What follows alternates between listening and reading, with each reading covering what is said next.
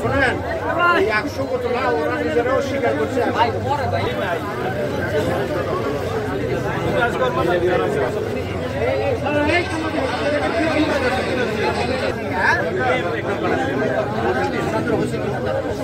বড় ভাই সমান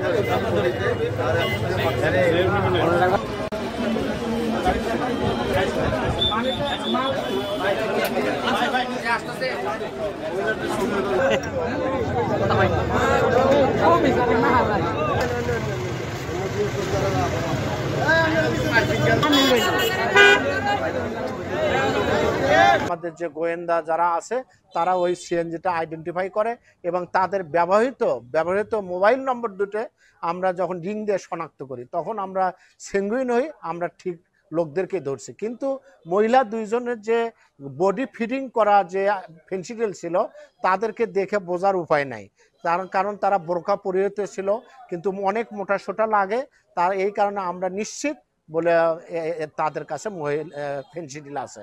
পরবর্তীতে আমরা মহিলা পুলিশ দিয়ে তাদের দেহ তল্লাশি করে দুইজনের কাছ থেকে 50-50 করে 100 বোতল ভারতীয় ফেন্সিডিল আমরা পাই।